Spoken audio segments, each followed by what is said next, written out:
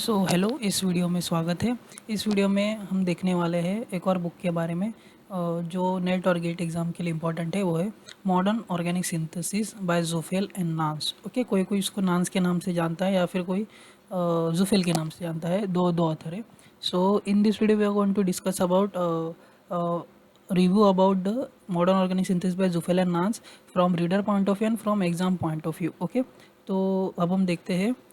Since अगर हम 3 point पे इसको हम डिस्कस करेंगे प्रेजेंटेशन, तो प्रेजेंटेशन इसका नीट और क्लीन में बोलूँगा।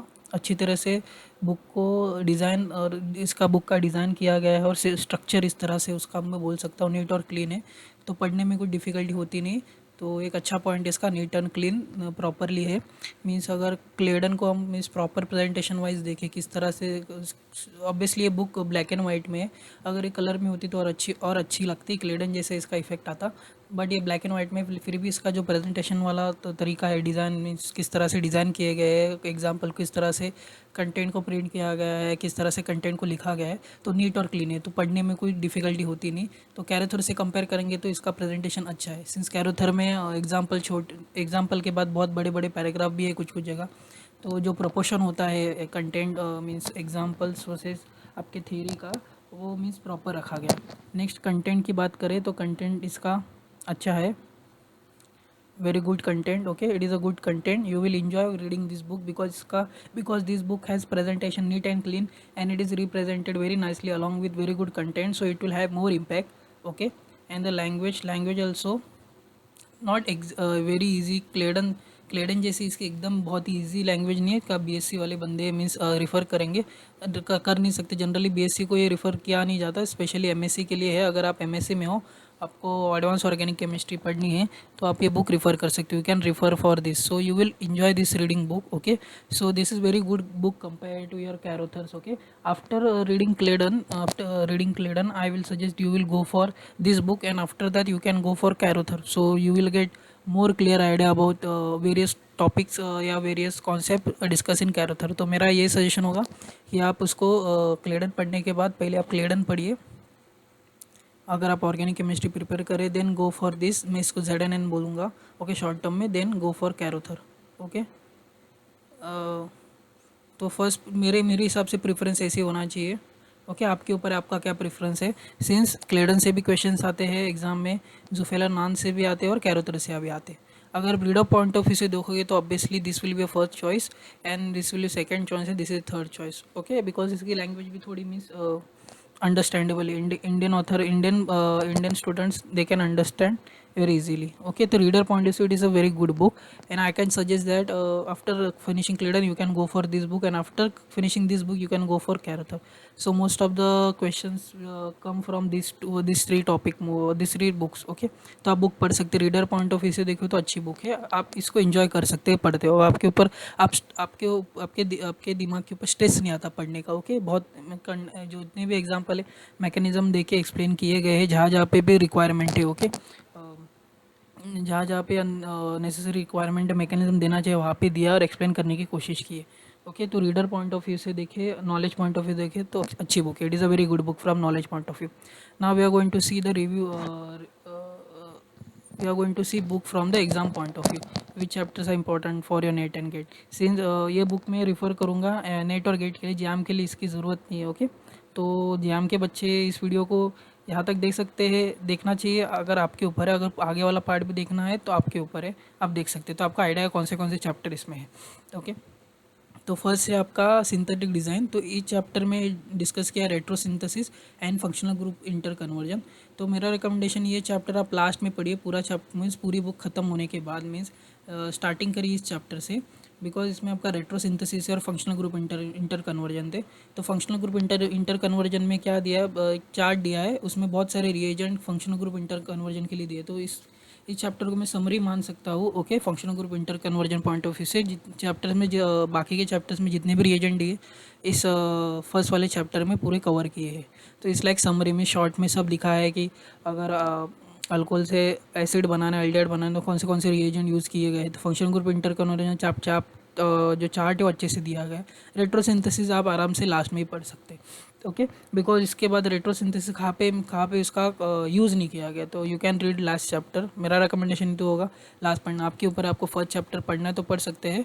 ओके, अदरवाइज पढ़ना तो है, मैं इसको बोलूँगा कि एक बार आप इसको गो थ्रू कर लीजिए, लेकिन लास्ट में करिए। स्टार्ट विद दिस चैप्टर, ये चैप्टर है जहाँ पे आप कन्फर्मेशन एनालिसिस की, मोस्टली चैप्टर का कन्फर्मेशन एनालिसिस के बारे में बात करता है और रिएक्शन बेस्ड ऑन कन्फर्मेशन। तो इसमें से भी क्वेश्चन आते हैं और आए हैं। ओके, ऐसा नहीं कि नहीं आए, आए इसमें से क्वेश्चन।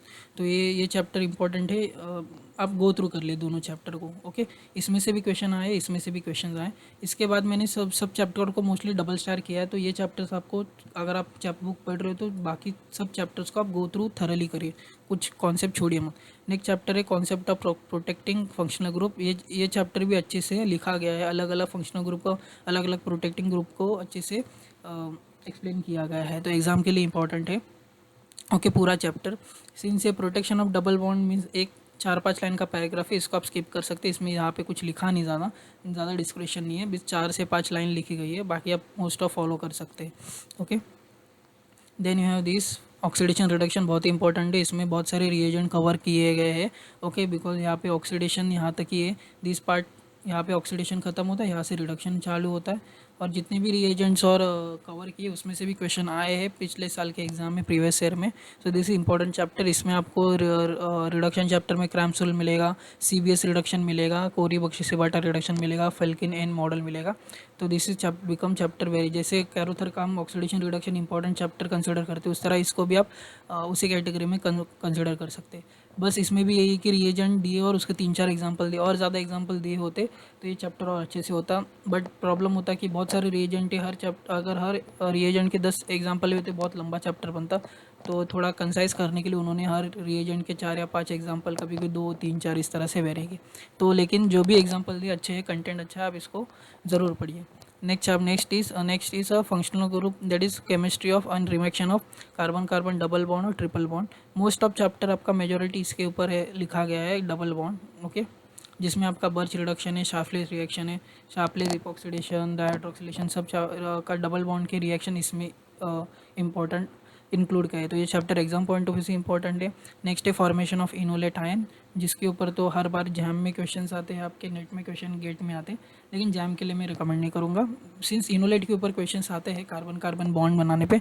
बिकॉज इसमें आपको देख सकते हैं अल्डोल रिएक्शन से, इनामाइन के ऊपर रिएक्शन से, हाइड्रोजन के ऊपर रिएक्शन से, बॉल्डविन्स रूल है, साइक्लाइजेशन, इसमें मैनिक रिएक्शन है, क्लेसन कंडेंसेशन है। ओके, देन रॉबिन्सन एलिमिनेशन है, जो इंपॉर्टेंट है अल्डोल के रिलेटेड रिएक्शन वो सब इसमें है।